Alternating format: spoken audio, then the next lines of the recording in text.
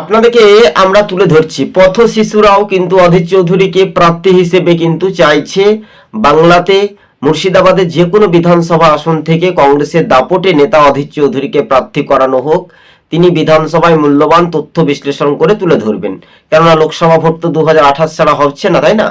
ঘটনাস্থলে কিন্তু আমরা সেটাই ব্যাখ্যা করে প্রতিবেদনগুলি তুলে ধরছি এবং স্ক্রিনের সাহায্যে অধীর চৌধুরীর সঙ্গে যে শিশুদের যে পথ শিশুদের যে আবির্ভাব, ফুলমালা দিয়ে সংবর্ধনা, এবং তিনি প্রাক্তন সাংসদ হতে পারেন, ভোটে হেরে যেতে পারেন, তিনি কিন্তু মানুষের হৃদয়ে কিন্তু রয়েছেন আজও পর্যন্ত।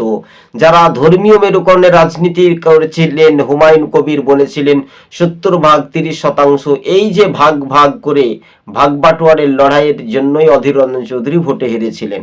তাই অধীর রঞ্জন চৌধুরী কংগ্রেসের প্রার্থী হওয়ার সম্ভাবনা বেশি বলে মনে করছেন রাজনৈতিক মহল। সবুজ বঙ্গ নিউজ চ্যানেলটি শেয়ার করে পাশে থাকবেন। আজকে আমরা এই পর্যন্ত প্রতিবেদন তুলে ধরছি, কেননা মুর্শিদাবাদে 22টি বিধানসভার মধ্যে কংগ্রেস যথেষ্ট পরিমাণে 14টি আসন জয় নিশ্চিত হতে পারে, 14 থেকে 15টি।